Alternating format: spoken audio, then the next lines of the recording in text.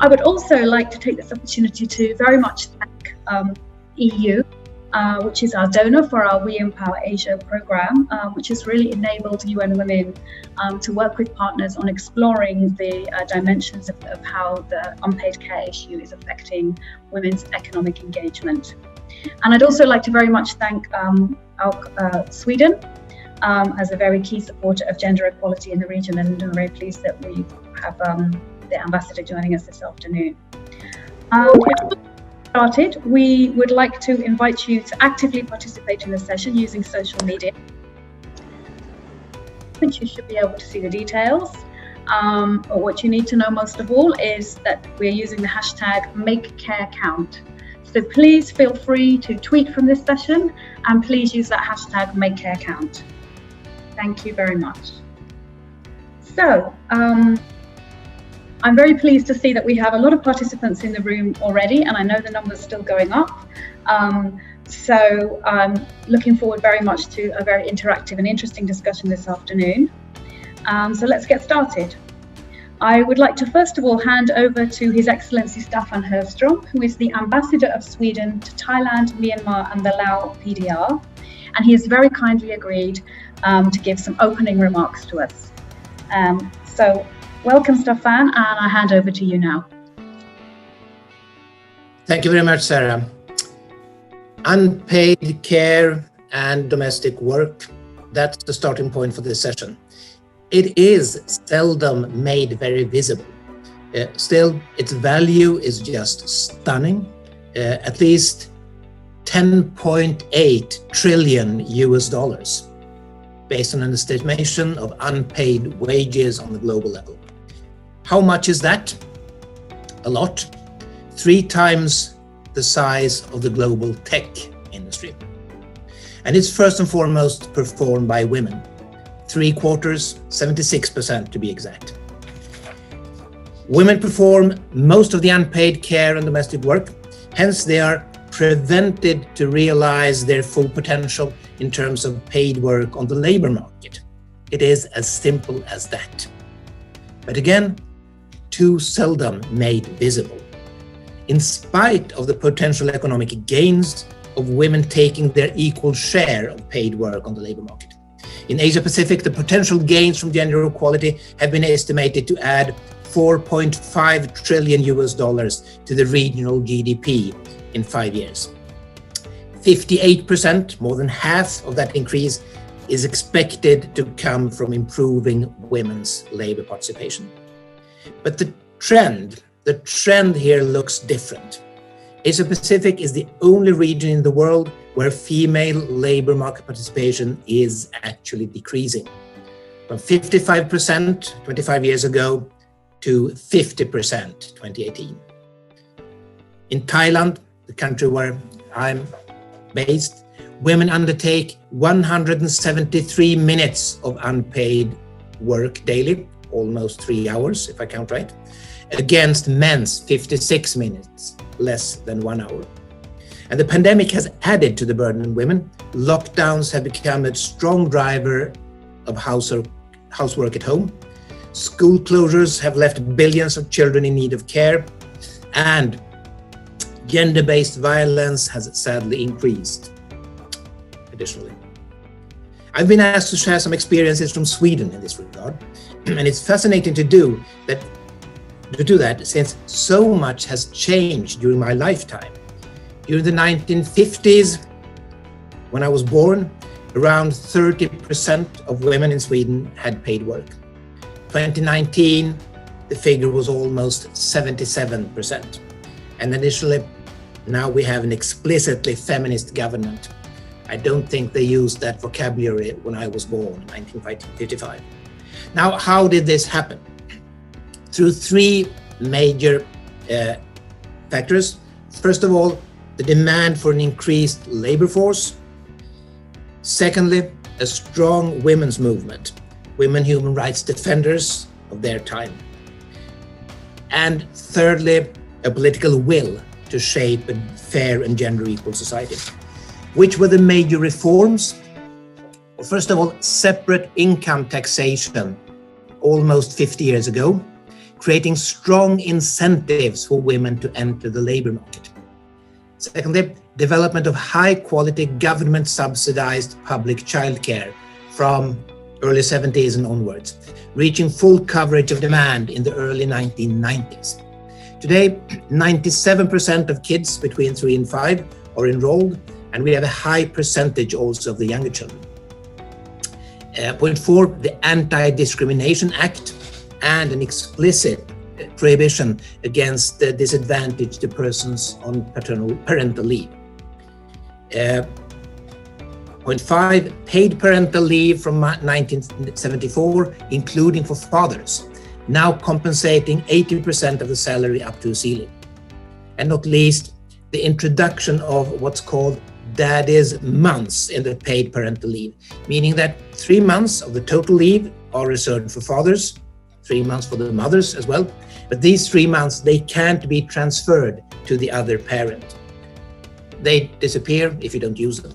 Now, more than 80% of fathers take parental leave, and they use 30%, around 30% of the total time, less than women, but much more than some years ago.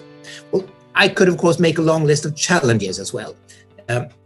Everything is certainly not perfect. Women spend close to 1 hour more per day on unpaid work compared to men. Men spend 1.5 hours more per day on paid work compared to women. And there is, sadly, a remaining gender pay gap around 4.5%. But still, so different from the gender unequal environment around me when I was a kid. When my situation, when my mother was working as a teacher, that was basically the exception. Most of the others, they had mothers staying at home. But let me finally underline 2 lessons learned from this. The first one, the crucial importance of organized childcare, and the second one, the need to engage men. Because we've seen that equal parental relationships are clearly linked with the distribution of unpaid care and domestic work. And this is also clearly linked to women's opportunities in the labor market. Many of us men need to change because it's necessary for economic growth, it's crucial for gender equality, but also because we benefit from it as fathers and as human beings. Thank you. Thank you so much, Stefan. I really appreciate the way that you pointed out, how the COVID-19 pandemic has exacerbated this burden of care and how that can really impact women's economic participation, which is already a concern for us in this region, as we've seen a slowing down of that rate of participation. And I'm also very grateful and inspired to hear you share Sweden's experience. And I would also like to thank you very much for being a role model for the way that men need to be a part of the change and for indeed the benefits of gender equality and such social change for men. So thank you very, very much. I think that's the best start we could have had to this discussion. And I hope that you'll be able to stay with us, Stefan, and take part in the rest of the session. Absolutely. Thank you so much. So before I introduce our panelists, we'd like to find out a little bit more about who we have in the room this afternoon. So in a moment, you're going to see a question on your screen, and we're going to find out a little bit about who you are and where you're coming from. So please take part in the poll.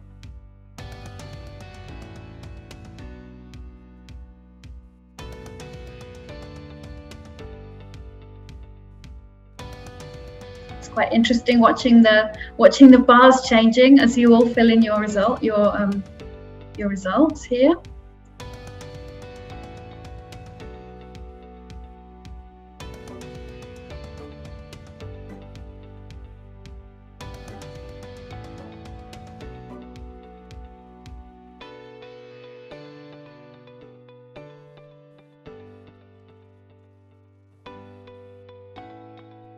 Okay, so this is, I think, our final result. Wow, we can see a very, very diverse audience, as well as, I'm glad to say, a very diverse panel here today. So we have of course, companies, UN, NGOs, CSOs, representatives from governments and academia, and some others as well. So I'm hoping that the others will maybe make themselves known later during the Q&A. We'll find out more from you. Thank you so much. Now, in a moment, we're going to move to a second question. We're going to understand a little bit more about what you in this diverse audience already understand about the issue of unpaid care work in our region. Okay, so I'm going to just reiterate the question for you. So this is really going to test your knowledge. In Asia Pacific, compared to men, how much longer do you think that women spend on unpaid care and domestic work every day? Okay, so see what you think.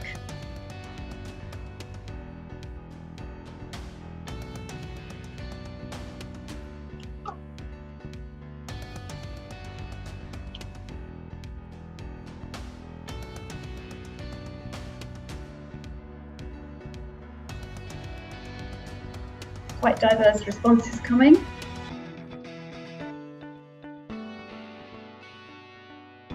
Okay, so I see that most of you have, you're split between, the majority is split between people who think it's up to 3 times as much and up to 4 times as much. And some of you think it could be 11 times as much. Now, okay, well, actually, I think we have a very knowledgeable audience here because, in fact, the average, and it is, of course, an average around Asia and the Pacific, is actually 4 times as much. So it means that, on average, women are spending up to 4 times as much time on unpaid care work as their male counterparts. But those of you who chose 11, I'm sorry to say that that is also the case in some countries in our region. National averages do go up to around 10 or 11 times as much. So you are also right. And so we can also see considerable diversity reflected here. So thank you very much for taking part in that. And I would now just like to introduce our video. So this video is really an opportunity for us to think about the ways that the COVID-19 outbreak has really put the spotlight on this issue of care as a, I think I may be going a little bit fast, sorry, on the issue of care as an impediment to women's economic participation. And we know that this is an issue all across the world. We've already looked a little bit at what the data is in our own region. And now we'll just have an opportunity to see some of the advocacy that Oxfam has been doing around this issue.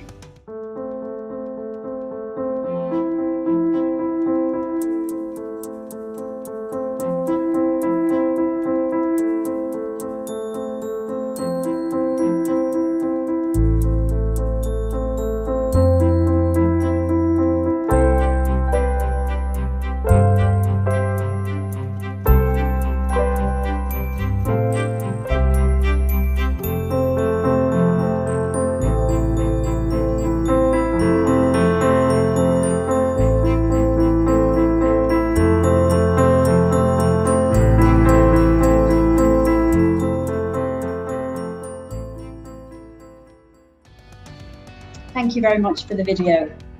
So I think what we've learned so far, and the reason why we've invited our diverse panel here today, is that we really need partners and collaborators from multiple sectors in order to create an integrated care ecosystem that can address the needs of both care demand and supply sides.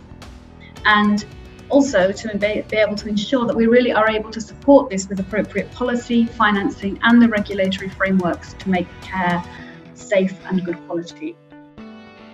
I'm very pleased that our panel, which is very diverse, is including representatives of our newly launched regional programme, WeEmpowerAsia, which is funded by the EU, as I mentioned before. It includes private sector colleagues who are signatories of the Women's Empowerment Principles, so private sector companies who've made a commitment to really put gender equality into practice in their work. Entrepreneurs who've been funded by the programme, colleagues from the EU, and our important partners such as ILO, who we collaborate with very strongly. So with this, I'm very excited to just briefly introduce the 5 panelists that we have with us today, and you will have the chance to get to know them in a moment. So first of all, we will hear from Ms. Richa Singh. She's Oxfam's Head of Research and Policy in Asia, and she's based in India. Secondly, we will have the opportunity to hear from Ms. Sunita Cherian. She is the Senior Vice President and Global Head of Human Resources at Wipro, which is an Indian multinational IT corporation and one of the signatories of the WEPs, the Women's Empowerment Principles. Thirdly, we'll have the opportunity to hear from Ms. Nadira Yusof. Nadira is a Malaysian entrepreneur, and she's the founder and CEO of Kiddo Care, which is a technology-driven childcare service platform. And then I'm very pleased that we're also joined by Nona Dupre. She is the head of the unit for partner instrument for foreign policy instruments in Brussels, and she has long experience in working with the EC, which, as you know, is our partner in this program. Finally, and not least, I'm very pleased that we're joined by our regional UN colleague, Ms. Joni Simpson. She's a senior specialist on gender equality and non-discrimination based at the regional office of the ILO in Bangkok. So the way that we're going to organize this panel is that I will take us through 2 rounds.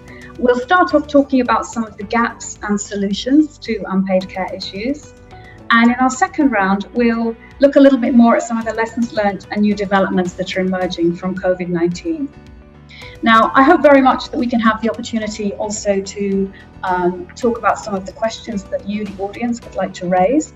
So I'd like to encourage you to, as soon as you think of something that you'd like to talk about, please put it into the Q&A function. And then we'll be able to hopefully address some of those questions later in our discussion. Okay, so with no further ado, I would like to have a talk to Richa now. So, hi Richa. So at the beginning of this year, Oxfam launched its Time to Care report and brought it to Davos. So brought it to this very high level of discussion. And together with other partners, including Amnesty International and our own UN Women office here in Asia, you took the lead in formulating a joint blog on unpaid and underpaid care work in the time of COVID-19. So we're very excited to hear from you about the overview of issues. So Richa, to start off with, could you just tell us a little bit about how Oxfam sees the issue of unpaid and underpaid care work being linked to gender equality, but also to increasing global inequality in general?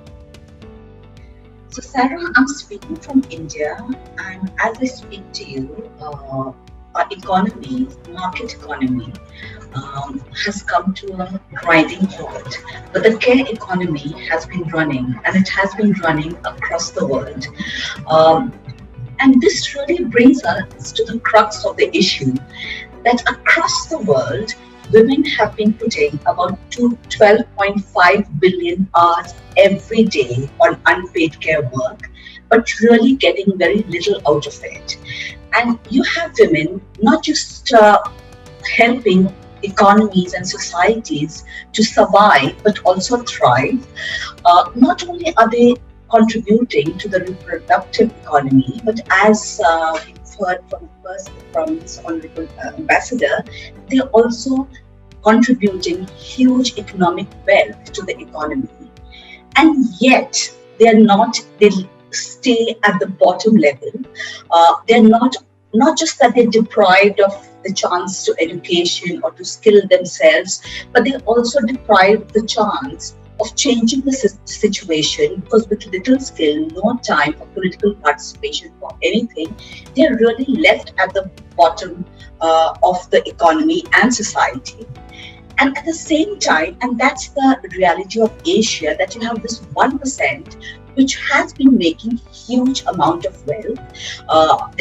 So women have been losing out on the huge money that they contribute but get nothing, and the wealth is acquired by this 1%. So you can have the topmost paid CEO in Malaysia earning in 10 minutes what a domestic worker works for throughout the year and gets that money, and she could be working slogging herself, and all that the CEO has to do is hire accountants, invest money in casinos or tourism, and have huge wealth. So that's the kind of economic disparity that the COVID-19 has exposed. Second, we also have been looking at taxation, and we find that a lot of the 1% has been finding loopholes in taxation and finding ways of evading taxation. The money that could have actually gone into creating hospitals, old age centers, schools, infrastructure, which would have really saved a lot of time for women. And in fact, what we found that if just a 0.5% tax is taxed of the wealthiest people, 1% wealthiest people in the world, we would have about 117 million jobs in the care and health sector. So that's the kind of disparity that we're talking about in Asia. And the way we look at it is the most important thing is taxing this 1% as a way of really providing the much needed public services, infrastructure, water, because women have to spend hours to get water just to match their household chores and then go on to the rest of the work that they do. So the kind of legislation that the ambassador talked about is also something that we need in many countries in Asia. There have been initiatives have been made in Indonesia, for instance, where there's partial recognition of domestic workers, but much more of that is needed. We need much more from business leaders, and again there we have made some initiatives. We have been working with Unilever, and we have seen a lot of recognition now within the business leaders and managers, and we need to address social norms. So I think now is really the time to address this whole issue of unpaid and underpaid care work once and for all, because that's what COVID has made us realize. Thank you very much, Richa. Thank you for really setting out the structural inequalities that we're talking about here that are reflected in unpaid care work. I'm just wondering if you'd like to say, you mentioned a little bit around taxation and the kinds of investment needed from the public and private sector. I wonder if you'd like to share a little bit more about some of the other interventions that might be needed to plug the gaps that we currently have in the kind of in having an enabling system to address unpaid care work. So one, I think there's a huge role that businesses and business leaders can play in bringing this, addressing the whole issue of unpaid and underpaid care work. So we have been looking at 4 strategies. So one is really a greater commitment to the whole issue and a commitment to which to fulfilling what is really the goal set out in the SDGs. Second, we also realize that this besides commitment, it's also working with various business. So as an NGO and INGO, we see a huge role where there is now a growing will within the business community, and to really advocating as to how to address it and how do we go about it, and looking at a target. So we're looking at also not just committing but also acting. So for instance, having offices of policies at the workplace which address women's unpaid care work, so flexible working hours, parental leaves, childcare centers. So these are very simple solutions which go a long way. Second, we also see a huge role that businesses can play in investing in the kind of technology which would really reduce the drudgery and save time for women.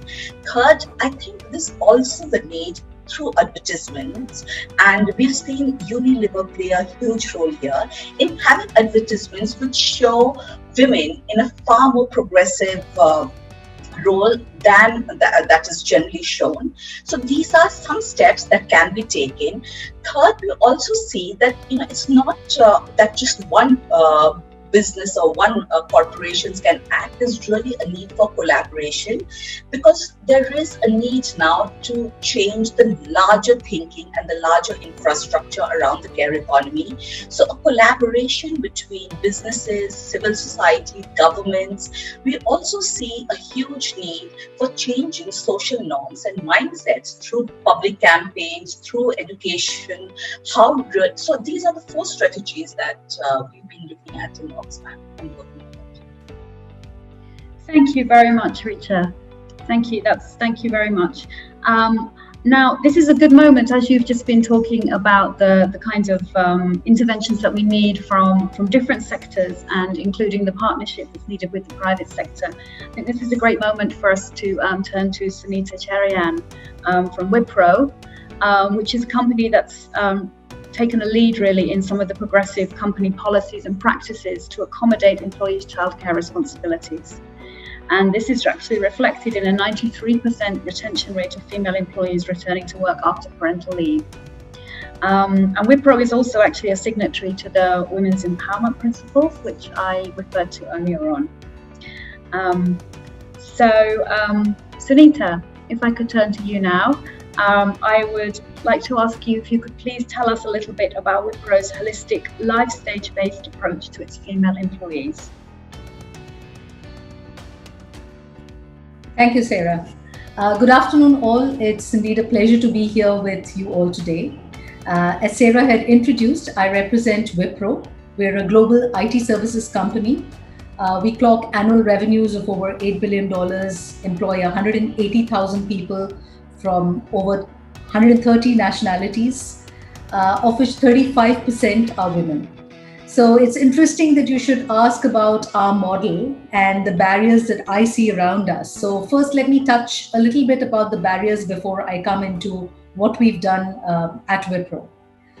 So I still see stereotyping of roles for which women are suited and social expectations that a woman would contribute disproportionately at home as a key challenge that a woman would face in balancing her career and home. In varying degrees, I would say this has been true if I were to consider the situation, say, 20 years ago, 10 years ago, or even now. This is a reason why our Women of Wipro model considered a holistic approach in its design. So our framework is not a one-size-fits-all. It recognizes that each life stage, the needs and expectations of women employees are very different. So when we analyzed the flashpoints between her life and career, we saw 3 clear life stages emerge.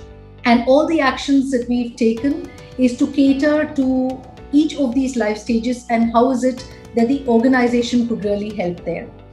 So the first was clearly the early stage of career. And this is a stage where she's usually a young graduate, fresh out of college, eager, enthusiastic to make a change in this world.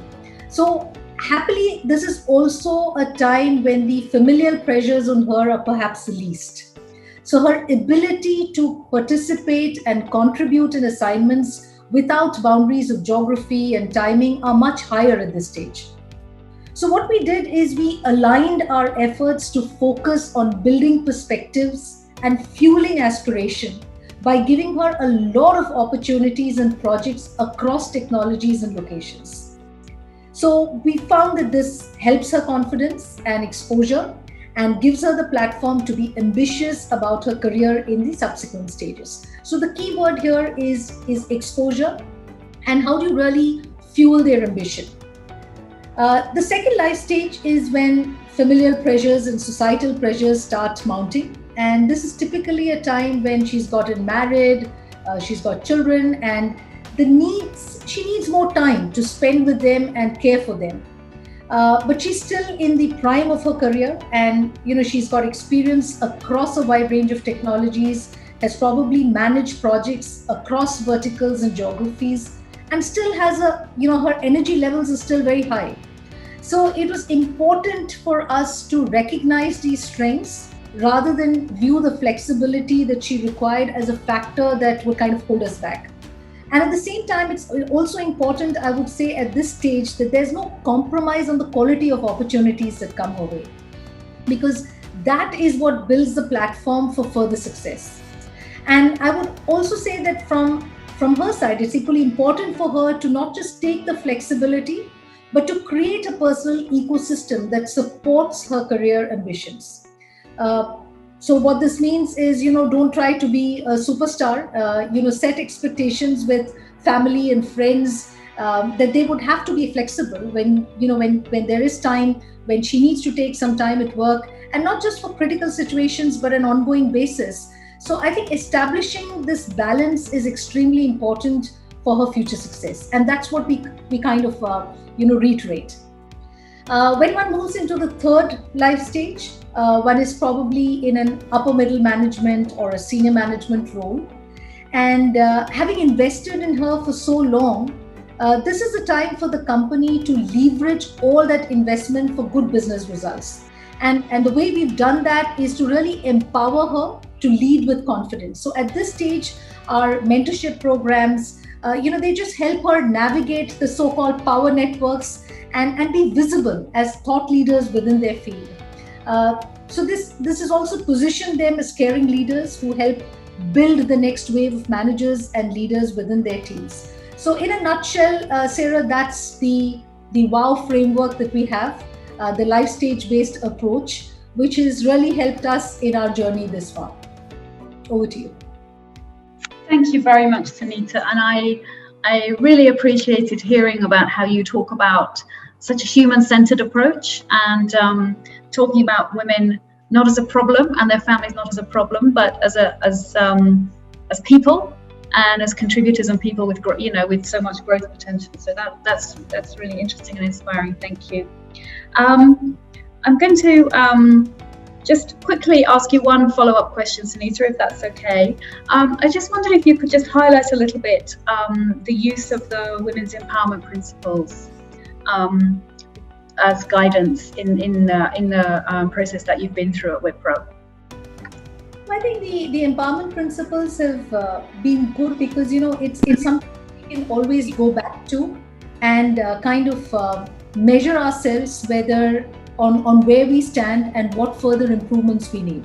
So I think for any organization to say that they have done it all, I think it's a myth. There's always room for improvement, and I really find the principles valuable because it's like our guiding light to kind of show us how far we've reached and how much more we have to do. Thank you very much, Sunita. And we'll come back to you later, look forward to hear more. I'm going to have talked to Nadira now. And as I mentioned before, Nadira is an entrepreneur and the founder and CEO of Kiddo Care. And we've already heard from Sunita about the very important role of employers in supporting women to balance their lives and resolve the issues of unpaid care work. But we know that there's also a need for childcare services that are affordable, accessible, and of high quality. And government has an important role to play here, but we also need to look at the market-based solutions for the childcare issue. So we're very lucky to have Nadira here as an entrepreneur with a young company creating new innovative solutions to the childcare and care issue. And she's also part of our WeEmpowerAsia Champions Network. So Nadira, could you please tell us a little bit more about Kiddo Care and how you as an entrepreneur started this enterprise to provide childcare services? Thank you. All right. I think the first reason why Kiddo Care was actually started was that we really wanted to look at becoming an intervention or a solution, right? So when we look into the Malaysian market, right? In 2018, the data shows that Malaysia actually requires 38,000 childcare centers, and that's for children aged between 0 to 4 years old. But in essence, we only really have about 4,000 childcare centers. So that's a huge gap to fill, right? And when that happens, you see parents and primarily women step back to take on the role of providing care for the children. And even though there's a whole lot of push by the government to ensure that women participate in economic activities by becoming, entrepreneurs, working from home, flexible working. We all know that it is quite a challenge, especially during these pandemic times, when we're at home having to take care of the children and work. There's a really tough challenge in terms of, having to focus and be very effective at work. So most of the time, although we're pushing women to be, entrepreneurs, online entrepreneurs and whatnot, that's still a huge challenge. It is still holding them back. So when we look at this, we're looking at potentials of, how do we look at different models to enable more childcare facilities without even having to build physical facilities, because that's what traditional childcare centers are all about. And while WePro actually looked at different life stages of women, we look into the different life stages of children, and as they grow, their needs also grow. So one solution does not fit all, and intervention should come at different stages, as well as providing that kind of support for parents with children at different stages with different needs. So when we were looking at it, we say, hey, how can we do this using technology to make sure that parents could get access whenever they require. So it has to be flexible, it has to be at their own time, at their own location, with their own duration, because people work very differently these days, right? And it has to be done right? Because the reason why we're seeing a lot of mishaps happening even in Malaysia or around the world is that when you don't have enough of the proper childcare facilities, you take matters into your own hands, and then you let people who don't have proper training take care of your children, and a lot of things happen, and we want to avoid that. So how do we use technology to put in intervention to make sure that parents can actually have access anytime they require, and those who are able to provide the service actually can do it properly? So that's the mantra of KiddoCare, providing service through a digital platform and making sure those delivering the service has got the right qualification. So we went extra length in terms of making sure that our women service providers are actually trained. So they're trained in childcare, they're CBR and first aid practitioners and certified. They've gone through our background checks, a whole lot of process to make sure that we do it right. So when that happens, we actually have now allowed, so we've been in operation very young, we're about 1.5 years, but we've serviced more than 12,000 customers in Malaysia now. And we're looking at expanding. So when we look at intervention or providing solution, we're actually looking at both sides. So number one is that kind of solution for parents. Naturally, when we talk about parents, we're enabling women. When we talk about enabling women, so now we're looking into the second group that we're trying to solve. So getting more women to be part of the service providers. So how do we get them to be interested and into coming into the whole childcare industry, right? So largely when we talk about childcare industry, people always think that working in the care sector, especially childcare, it's a low-paying job. It's stressful. It's long hours. How can we change that? How can we get women to be more interested to do that? So KiddoCare actually provides a platform for you to come in at an entry level, right, on a gig economy platform, and that allows you to enter, venture, and build your interests and skills within that sector. And as you grow along, so what our platform actually provides is the developmental programs that actually allow you to come in as a babysitter and then follow through and becoming a nanny and childcare entrepreneurs, and that's what essentially we are all about. So KiddoCare actually provides services direct to parents whenever they require childcare. And now we've gone into early childhood education as well as children intervention programs, enrichment activities. And we will be, after this, going into elderly care as well, because we see that, women are not just burdened with the care work of taking care of children, but also the elderly. So that's essentially what KiddoCare is about, and that's how we started, and this is how we're going to be expanding. Thank you very much, Nadira, and I really appreciate to hear the thoughts that you have about providing more skills and progression for your care workers as well, because we know that this is a sector where women are often accorded a low status as well as low pay. So thank you for sharing that. Maybe just briefly before we finish, I wonder if you could just reflect a little bit on why you think there aren't more models like yours. I know KiddoCare is quite new, but could you just tell us a little bit about why it might be a bit hard for others to get started with this kind of model? Thank you. Well, number one, I think it's really tough, trying to get the right talent to come in, or to get women to come in and just try it out, right? And it's not just about trying it out, because you need to have the right, the right personality, the right attitude and aptitude towards care. So it's not just about, all women can become carers. No, you need to have that kind of requirements also, right? So that in itself is a challenge, right? And try to shift the whole mindset that care work is low paying, and we talk about providing our carers with good income. That also calls for the market to be able to accept pay that's reasonable enough, right? So if you provide, if you work in a childcare center, so you might be earning salaries that comes, and as a package. But under our model, then you've got to be actually looking for the market, going for the market, and who is able to pay that, right? So that's how these are the kind of challenges that we face. And I think anyone who wants to come into our kind of model will have to look into that. That's the supply side. Where do we get the supplies? How do we get them in? Can we trust them? Can we build them? And then there's the demand side. Will the market be able to pay for this? Are they going to be appreciative of this? How are they going to use it? So these two. And now, of course, technology is also a challenge, right? Because as much as there are many gig economy platforms like Ubers and Grabs, we're dealing with humans. So there will be technology intervention, but there will be a lot more on the human side or human aspect of it. So even though we want to be fast in terms of, let's put in a lot of technology and let machine do the work, let algorithm does the matching, but it is beyond that. It is also understanding human elements and the requirement. So it is a lot of work, and that's why it is very difficult to get, a lot more players to come in and do this. Although we do welcome, because it's just too big of a problem to solve. So yeah, that's some of the things that we can share. Thank you very much, Nadira. Thank you for sharing those challenges. We'll look forward to come back to you a bit later on to talk more about your experiences.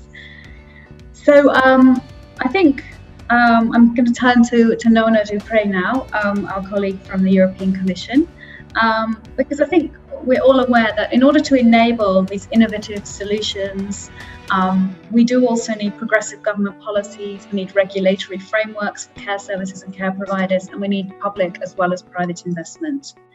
And the EC, as I mentioned earlier, is our close partner at UN Women in implementing the WeEmpower programme, which really aims to create an enabling environment using these different aspects in different sectors.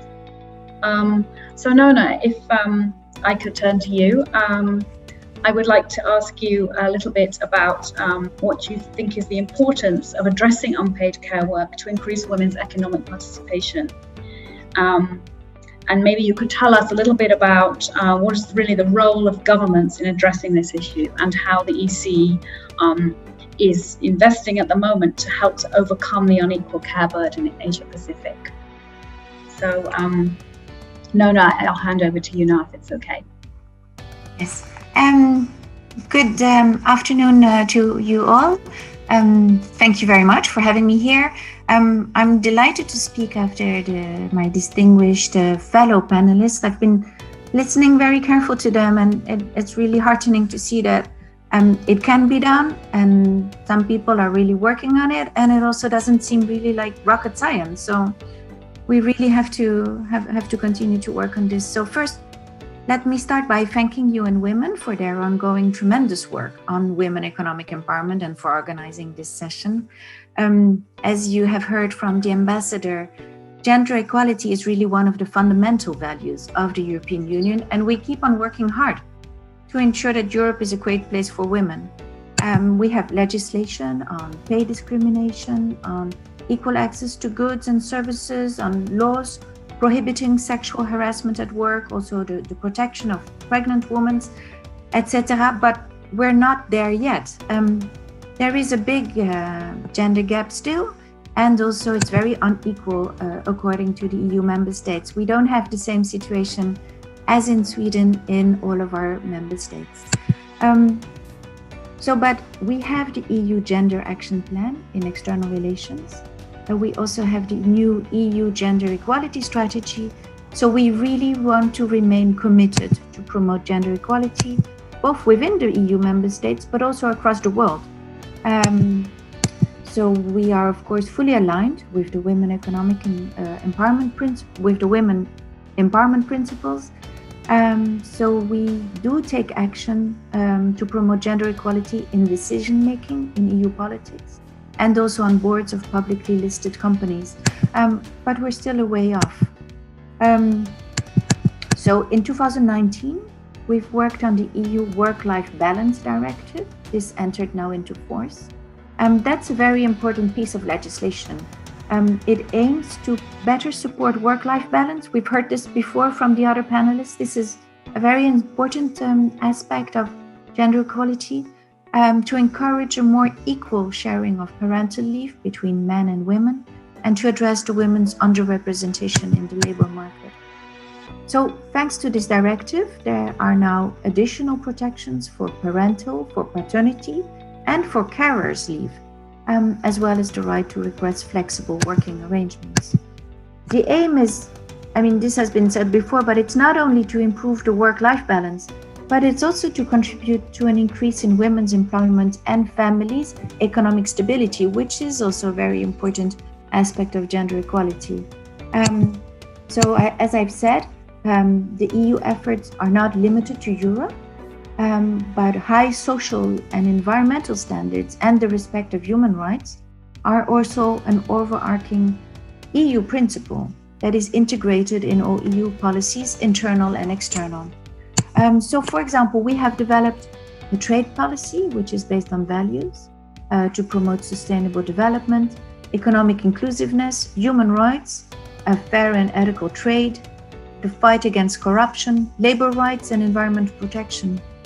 And of course, the globalization and in particular the growing importance of global value chains have led most of EU consumers and citizens, and therefore our companies and politicians, to demand the respect of basic human rights, of social and environmental standards, also outside the EU borders.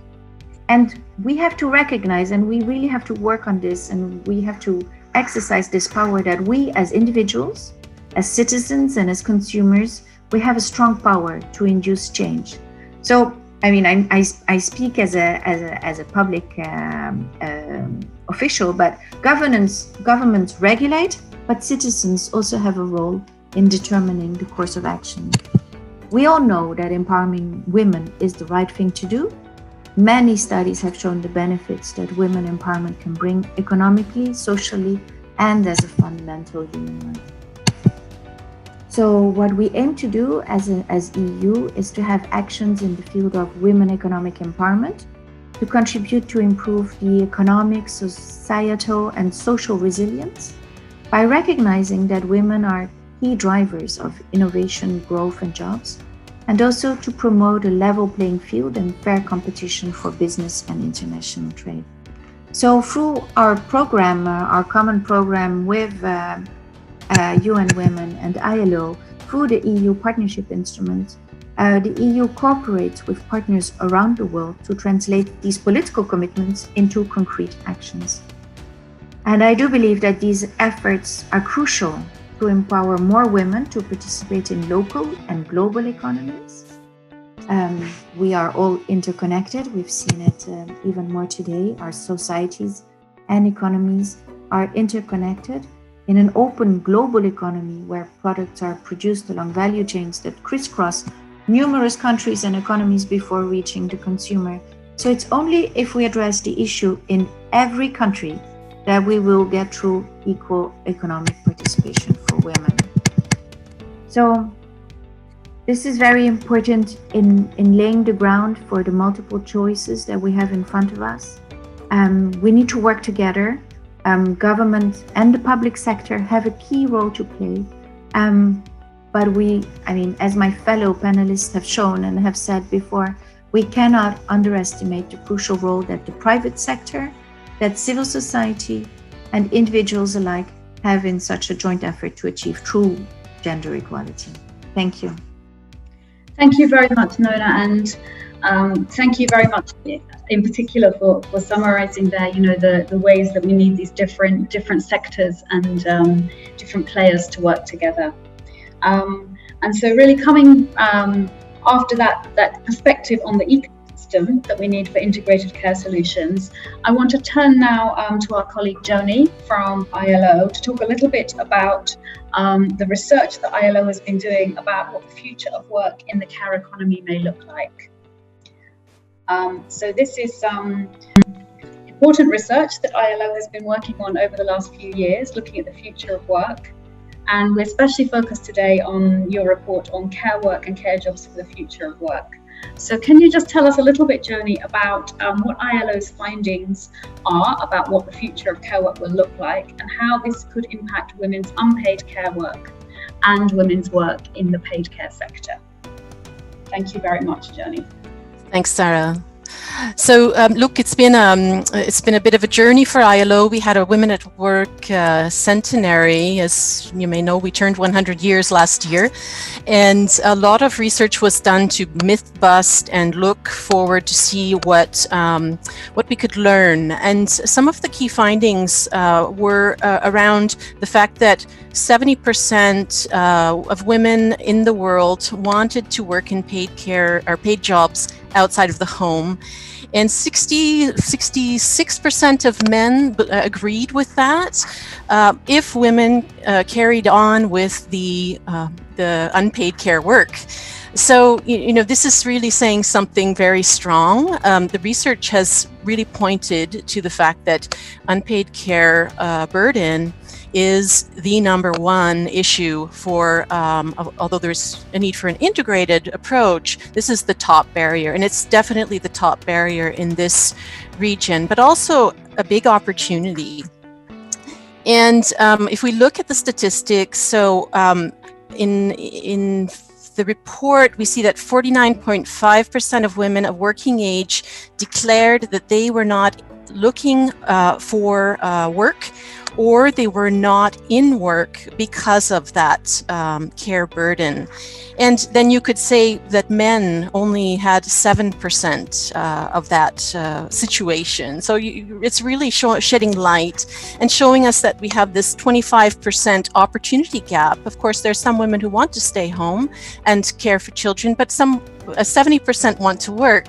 So we really need to address this issue. And there's no country in the world that has equal engagement in unpaid care. Our ambassador mentioned this as well.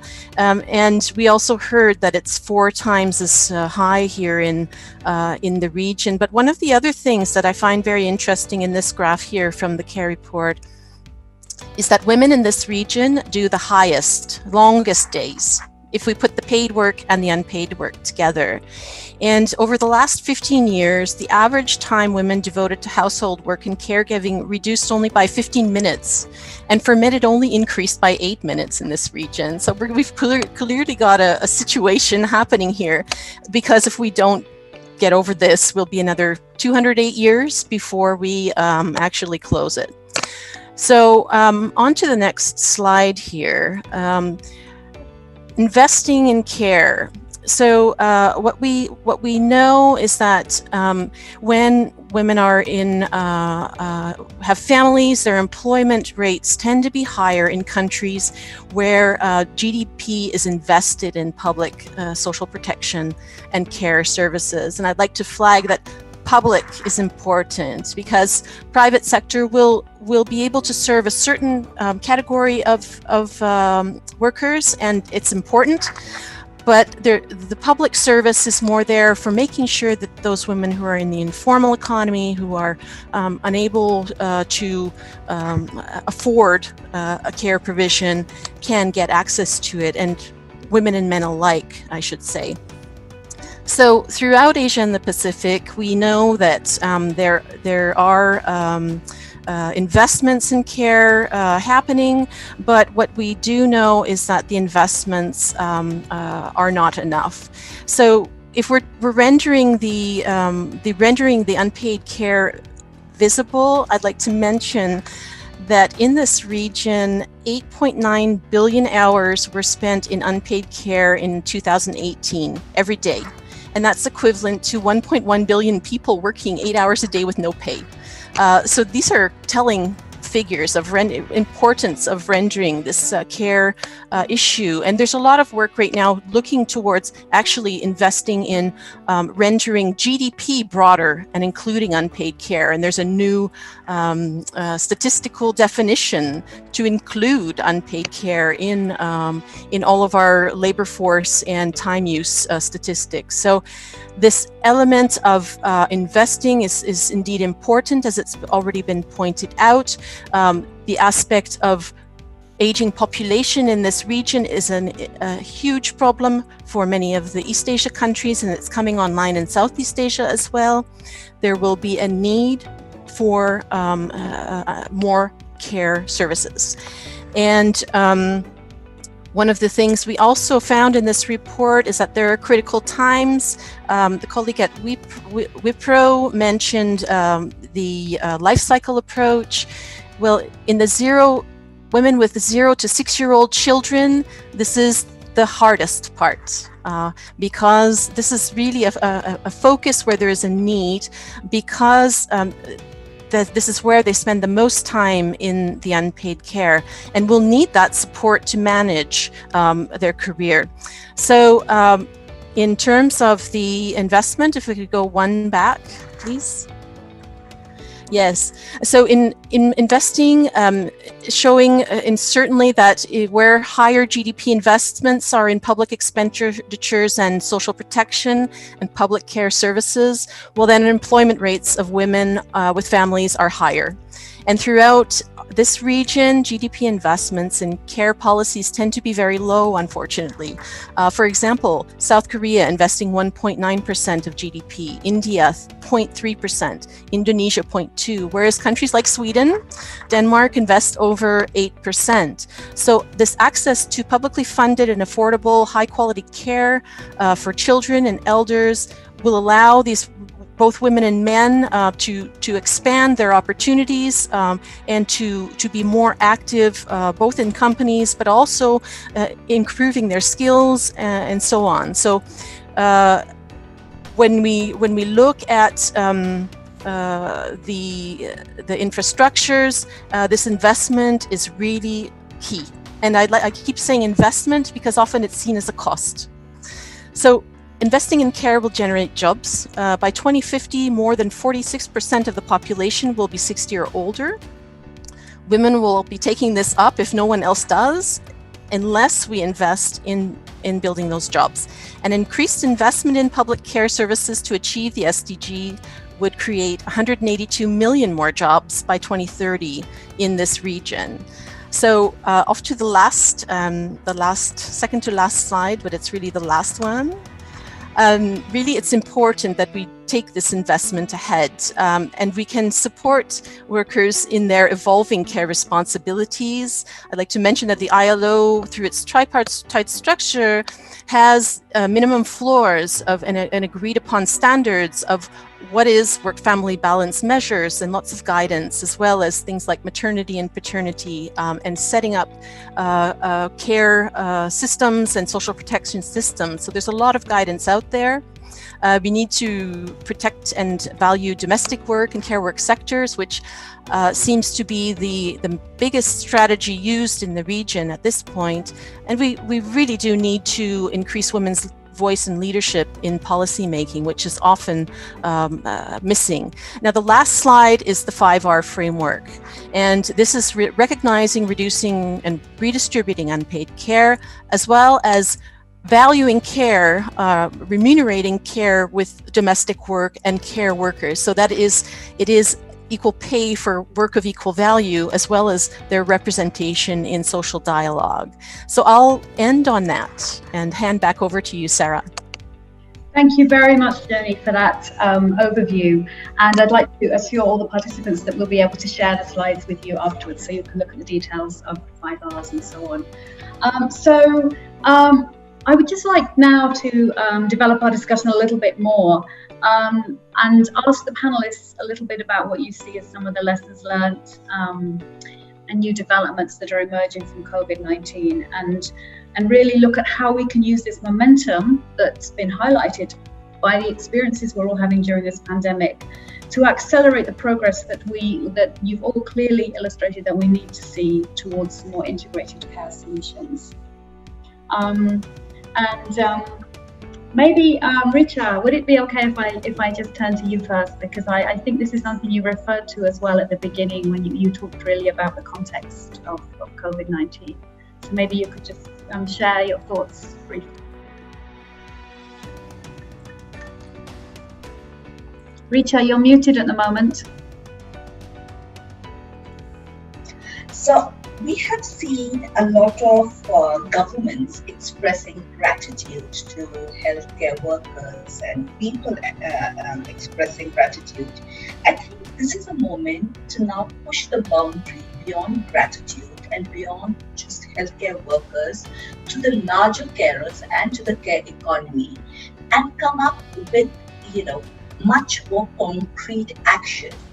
And by that, one thing that has emerged from the COVID, and which at Oxfam we really believe strongly, is that there's no substitute of the role that states and government can play. And there's no substitute to public spending on infrastructure, on health, on the care economy, and the need for urgent legislation.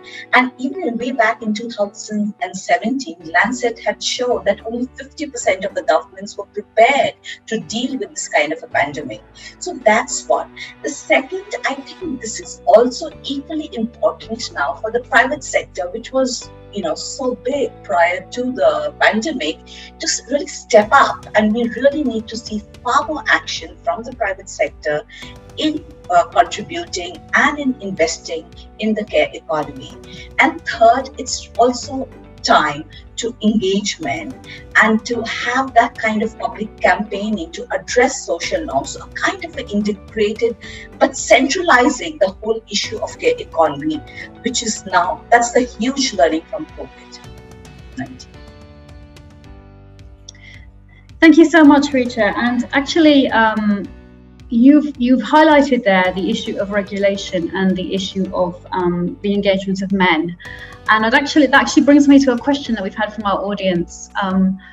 One of our audience was asking about the opportunities for more sort of normative regulation around involving men in childcare, around paternity leave, around issuing guidance to government around this kind of policy provision, which we've been hearing can be very important during this session. So I'm actually thinking, Richa, I'd love to hear your thoughts on that, and then maybe I would also turn to Joni from the ILO perspective as well, to see what possibilities.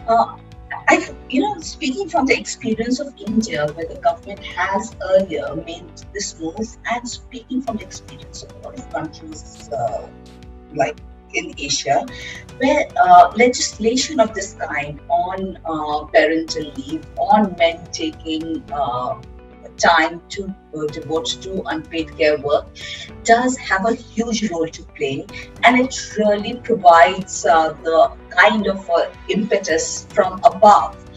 But at large, I think there also has to be, working at the level of society, and where too, I think there can be, a lot can be done, and and we've done that in parts of Philippines, where we work with local governments and private sector and even the local village level, to really have those kind of campaigns to address social norms. So I would look at it as a two-way, both in terms of legislations, but to how do you really make laws work, you also have to address the social norms.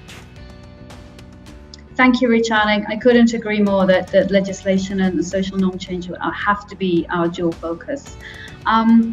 Thank you so much for that. And I think our time, I have to apologize to everyone, our time's a little bit short. So I'm going to just ask Joni as well, because I'd love to hear from ILO's perspective on this kind of idea of standard setting around paternity leave, parental leave, and encouraging men to play this role. But thank you very much, Richa. Over to you, Joni. Okay, thanks for that. Yes, indeed, and indeed, as has been mentioned, timing is of the essence. We have a momentum right now with COVID-19. It's really put care work and unpaid care and paid care into the highlight as essential service, and so we need to really grasp on this. And in terms of standard setting, while a lot of the standards are already there, a lot of them aren't being picked up. And I would say in our structures, a lot of the guidance, even that comes back from the 70s, has been actually quite progressive, but is not yet implemented. So it's certainly an area where there could be further. And just to mention that in this region, the Maternity Protection Convention, which mandates paid leave of a minimum, and this is really the floor minimum of 14 weeks, has been ratified by no country in the region. So it doesn't mean that there isn't maternity protection, but this is showing that the core standards around gender equality, while two conventions on equal pay and non-discrimination are very strongly ratified, some of those others, Convention 156 on work and family balance, as well as social protection and maternity, are less ratified. And paternity is inside of the maternity protection. So this is definitely something that is there, but we need the mindset shift to make sure that it is a priority, because in the world of work, often it's the economy. It's not necessarily this other part of the economy that is not rendered visible that is the top priority for governments, employers, and workers. But I must say that the workers in particular are quite progressive in pushing for new standards, in particular eliminating violence and harassment in the world of work. And they are a good ally when it comes to CSOs. And employers are doing a lot across the region as well. But these are strategies that are one at a time. We need public integrated approaches and governments to step up. And I think now is really the time. And we're talking a lot about building a better normal. It's really time to take action. And most of the people in decision-making positions are men. So let's put up the heat on men taking a step forward and he for she moving ahead for caring for care. Thank you. Thank you so much, Joni, and I agree that this COVID moment does show us how many of these issues they can't be taken separately at all, and they are lived experiences that make an enormous difference to what women can achieve. Thank you very much. Now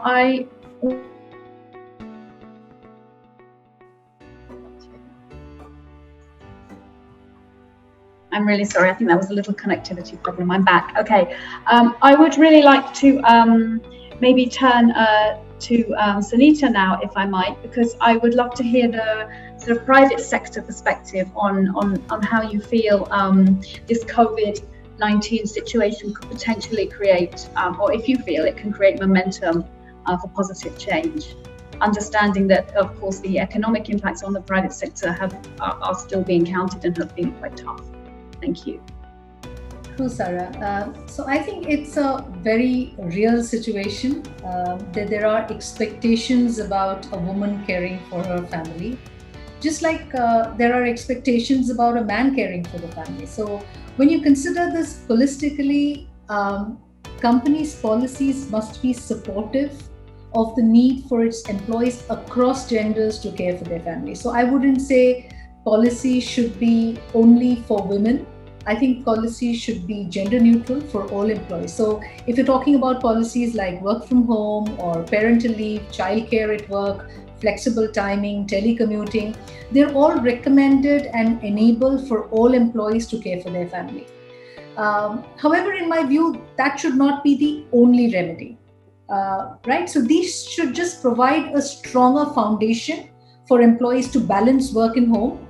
But I believe that employees should also participate equally. And what do I mean by that? Participate equally in terms of probably creating balance by setting expectations on the home front and really investing in the personal support systems that they need to have.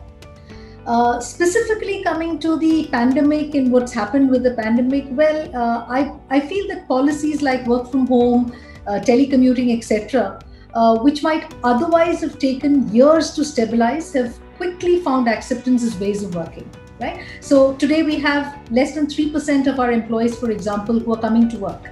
97% are at home, taking care of client expectations seamlessly. So this also means that people have had to adjust, because suddenly working from home has become a little difficult for people to get adjusted to. And we feel that people must adjust to these, and unfortunately, in a very short span of time, they've had to adjust to these from their homes. But I believe these are here to stay. So it is definitely a good opportunity for us to expand their use. And in my view, this would clearly help level the playing field for women greatly. At least in industries like technology, I think they're a big boom. Thanks, Sarah. Thank you very much, Sunita. Thank you, and very interesting to hear your perspective on how the world of work is likely to change as we go forward. I'm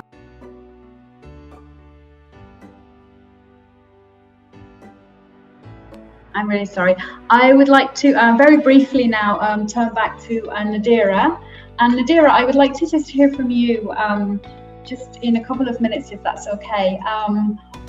What are some of the trends that you've seen during COVID-19 that you think could be a positive momentum for the kind of work that you're doing in terms of providing a platform for supporting parents with care work? Over to you, Nadira. Thank you.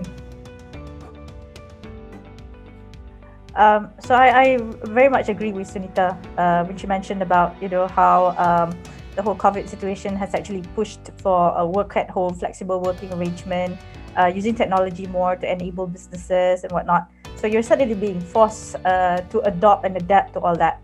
And I must share this, that during the lockdown in Malaysia, the healthcare workers actually require childcare assistance because the childcare centers are closed, right? That forces people like us to come in and then provide care for the children into the comfort of their own home. And before this, they weren't looking at this at all. And childcare centers have been that. And we have also evolved from providing just care at one home to one family to now providing care for communal society. So it becomes a group of caring in one person's house. So that also allows us to expand and provide a more affordable care for a lesser amount of children under one roof. And so the childcare center concept has now been decentralized. There is also even greater demand for the kind of early education, intervention, enrichment that can be done also from home, because parents are still worried about sending their children back. And this is one of the things I think even big companies can support. Instead of providing childcare centers in their workspace or workplace, because now they're adopting flexible working arrangement and working from home. So the actual need for childcare does not have to be long hours anymore. It could be backup childcare, emergency childcare, short-term childcare. And this can call for many more women to come in and provide that kind of not just care work, but even intervention. Like teaching, learning, or even helping parents manage their children's online classes. That alone is a real struggle for any mother, because children are now forced to learn from online. So there are many different ways for women to come in, and there's also opportunity for men to come in and start looking into potential care work, sports intervention, activities, enrichment, and whatnot. So yeah, these are the opportunities that we feel can be driven onwards, and that has been shown clearly, and we've been participating in that, and we feel that this is going to be one of the way forward. Thank you. Thank you very much. Thank you so much, Nadira, for that reflection. I really appreciate it. And I think before we're coming quite close to the end of our session now, and I'm quite close to the end of our time, but I would actually really like to turn back to Nona now. Because you did talk a little bit already at the beginning about obviously the COVID-19 perspective. But I'd just like to hear your thoughts as well around the question of what kinds of momentum we could really see to move forward positively from this situation. So Nona, I'll hand over to you. Thank you very much.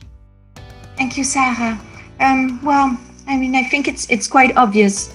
The COVID crisis has really reminded us all of how women and girls are amongst the most vulnerable in our societies. They are amongst the first to be impacted by layoffs and economic difficulties, and also those who suffer the most from the increase of gender-based violence. But we really have to consider this crisis is an opportunity to rebuild back better. And there I strongly believe that our efforts need to concentrate on putting women at the center of crisis management and post-crisis recovery. There is a strong need for all of the stimulus packages that many countries are designing. Those need to include a gender perspective. They need to include gender-sensitive investments and proper gender budgeting. And we in Europe, we believe very, very strongly about this. So the protection and promotion of the human rights of all women and girls is at the center of the Team Europe package of 20 billion euros that we have just adopted, and which is aimed at supporting partner countries affected by the crisis. This is one side of the opportunity to rebuild back better. And we also need the private sector on board to develop concrete tools. So I think both of these sides are really essential, and we have to work on this together. Thank you so much, Nona, and I really appreciate the way that what you said is yes, identifying women's vulnerability and girls' vulnerability in this situation, but also really putting women at the center as economic actors and political actors who have to be part of planning and delivering solutions at this time as well. And I believe that our panelists have really exemplified that today. Now, we're just coming to the last couple of minutes of our session. So I would just like to round up by thanking our excellent panelists. I feel that we could have talked for a whole day about this issue. And I believe that, one of the momentums that I really, truly believe we see during this COVID epidemic is a lot of different conversations happening between different players. I think we've always talked a lot about needing to come together and collaborate. But I personally am experiencing in my professional life that this is happening so much more at this time. And so I really just wanted to share that from UN Women's perspective, we really see this search for an integrated solution and this piloting of integrated solutions and delivery of integrated solutions as something that has to be done as a coalition. And that's the kind of collaborative work that we've been starting. With enormous support from members on this panel and many other stakeholders as well. So what I really want to say is, while our panel discussion is coming to a close now, I really see this as just one part of a conversation and one part of a collaboration that has to continue. I'd also like to thank our audience very much. I'm so impressed that on the last afternoon of the forum, we've had a big audience and you've stuck with the session. So thank you very much. We've responded to some of your questions. I know we didn't have time to respond to all of them. I do want to emphasize that there are some materials that are being shared with you all that I hope would go some way to addressing some of the additional questions you had for our panelists. And I hope that for you too, this will be part of a continuing conversation. So with that, I would like to bring the session to a close with thanks once again to our whole panel, and also to Stefan, the Swedish ambassador, for being with us this afternoon. Thank you very much.